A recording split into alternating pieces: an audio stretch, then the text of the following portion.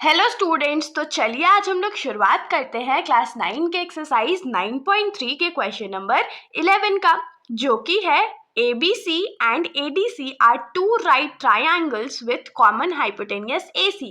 Prove that angle CAD is equals to angle CBD. तो इस question में हम लोगों को क्या बोला गया है कि हमारे पास दो राइट एंगल ट्राइंगल है, ट्राइंगल ABC और ट्राइंगल ADC, और इन दोनों का जो हाइपोटेन्यूस है वो सेम है, मतलब सेम हाइपोटेन्यूस से दो different triangles, right triangles draw करे गए हैं।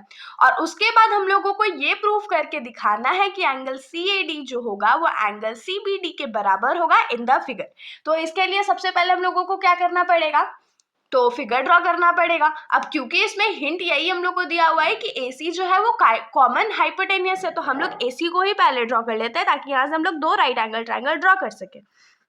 मान लीजिए ये हमारा A है और ये हमारा C है, तो ये हमारा AC बन गया। अब एक साइड हम लोग एंगल B सबटेंड कर देते हैं और दूसरे साइड एंगल D सबटेंड कर देंगे। तो इसको हम लोग यहाँ से अगर ऐसे ज्वाइन करें तो देखिए ये हमारा राइट एंगल ट्राइंगल बन जाएगा, जो कि यहाँ पर राइट एंगल्ड होगा, और ये हमारा एंगल B हो गया, तो एंगल ABC हमारा बन गया।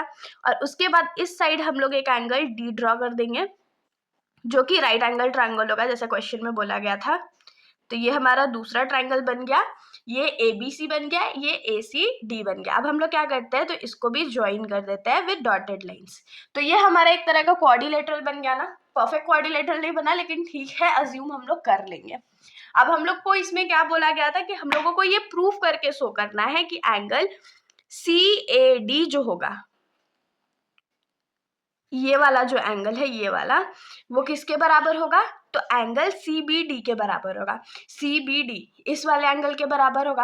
अब आप लोगों के दिमाग में आ रहा होगा ये तो कितना इजी है, CD हमारा कॉमन सेगमेंट है और इसी सेगमेंट से दो एंगल्स बन रहे हैं, तो दोनों आपस में इक्वल होंगे। सिंपल सा तो क्वेश्चन है, लेकिन ये सिंपल क्वेश्चन दिख रहा है लेकिन है नहीं, क्योंकि हम लोगों को ये पहले नहीं बोला है कि ABCD जो है वो साइक्लिक क्वाड्रिलेटरल है। और ये जो सेम सेगमेंट से इक्वल एंगल्स बनते हैं, ये प्रॉपर्टी किसका होता है, साइक्लिक क्वाड्रिलेटरल में होता है ना। तो उसके लिए सबसे पहले हम लोगों को क्या करना पड़ेगा, तो ABCD को as a cyclic quadrilateral proof करना पड़ेगा। तो आप साइक्लिक क्वाड्रिलेटरल प्रूफ कैसे करेंगे, बहुत सिंपल सा स्टेप है, चलिए शुरू करते हैं। तो सबसे पहले हम लोग इसमें क्या लिखेंगे कि हम लोग एंगल सम प्रॉपर्टी का यूज करने वाले हैं एंगल ABC के लिए। एंगल ABC में हमारा एंगल सम प्रॉपर्टी क्या होगा, this angle plus this whole angle plus this angle क्या हो जाएगा, 180 डिग्री हो जाएगा। तो हम लोग क्या लिखेंगे कि in triangle ABC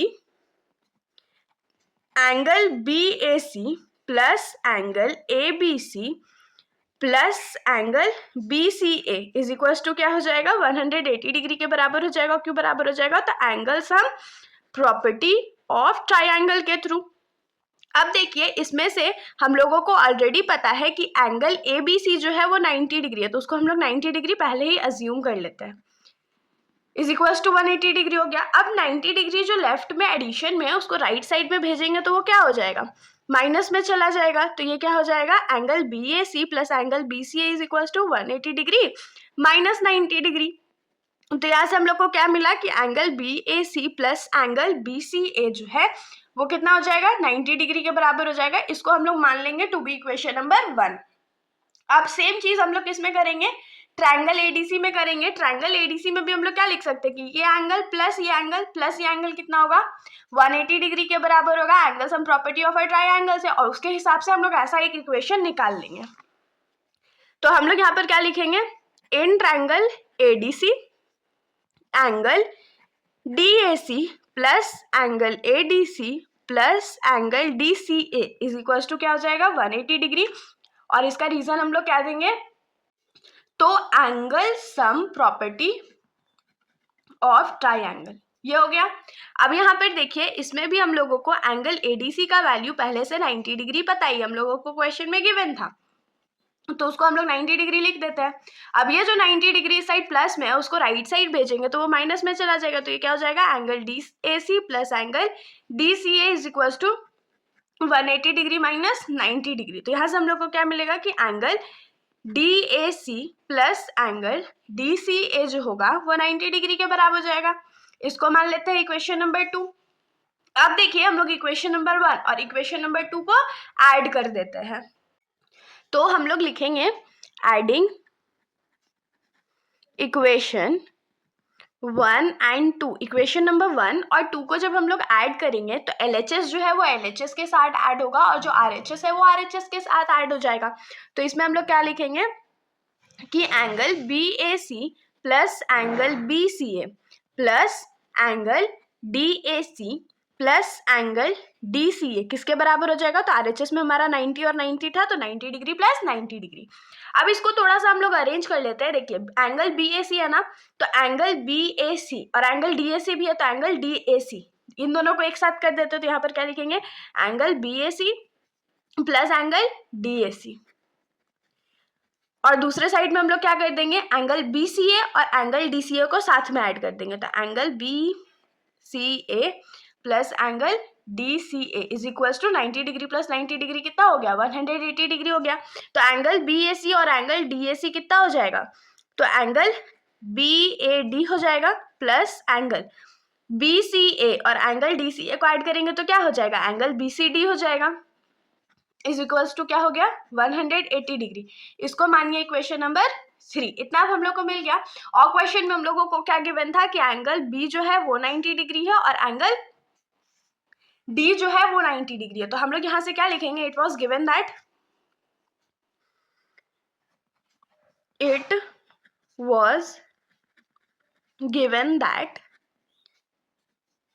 angle B जो है वो एंगल D के बराबर है और दोनों कितने के बराबर है? तो 90 डिग्री के बराबर है। सो हम लोग यहाँ से क्या लिख सकते हैं कि angle B plus angle D का वैल्यू कितना होगा? 90 degree plus 90 degree.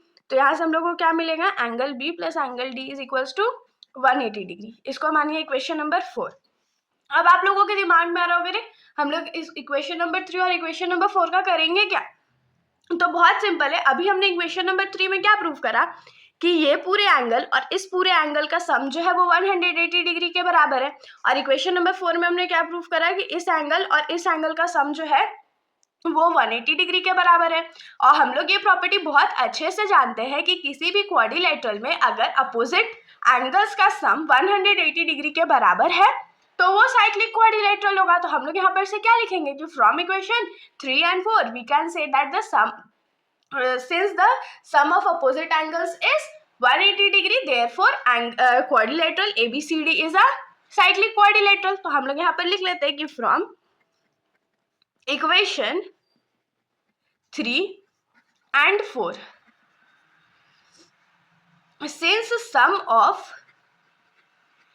opposite angles is 180 degree, therefore ABCD must be a cyclic quadrilateral. Hope so इसमें आप लोगों को कोई भी समस्या नहीं हुई होगी। हम लोग को मिल गया कि ABCD जो है वो एक साइक्लिक क्वाड्रिलेटरल है। तो अब अपना जो मेन नेम था हम लोग उसको फुलफिल कर लेते हैं, एक साइक्लिक क्वाड्रिलेटरल ड्रॉ कर लेते हैं। तो देखिए ये हमारा साइक्लिक क्वाड्रिलेटरल है और हम लोगों को प्रूफ क्या करना था कि एंगल CAD जो है वो एंगल CBD के बराबर है। ये दोनों एंगल बराबर है। तो यहाँ पर से हम लोग कैसे लिख सकते हैं इसको कि देखिए दोनों एंगल जो है वो CD सबटेंड कर रहा है। हम लोग जानते हैं कि किसी भी सर्कल में एक सेगमेंट जो है अगर दो एंगल सबटेंड करता है तो दोनों आपस में इक्वल होते हैं। तो हम लोग इसको आराम से लिख के प्रूफ कर देते हैं। तो हम लोग यहाँ क्या लिखेंगे कि इन cyclic quadrilateral ABCD CD subtends two angles. कौन कौन सा एंगल? तो angle CAD and angle CBD, ये दोनों एंगल सबटेंड करा। तो यहाँ से हम लोग क्या लिखेंगे कि नाउ एंगल CAD जो होगा वो एंगल CBD के बराबर होगा। क्यों बराबर होगा? तो angles on the same segment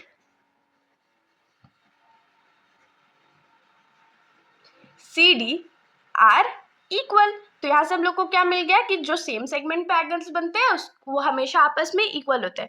तो एक बार और लिख देते हैं कि एंगल CAD जो है वो एंगल CBD के बराबर है। यही तो हम लोग को प्रूफ करना था। तो इसके साथ हमारा ये जो सॉल्यूशन है यहीं पर खत्म हो जाता है।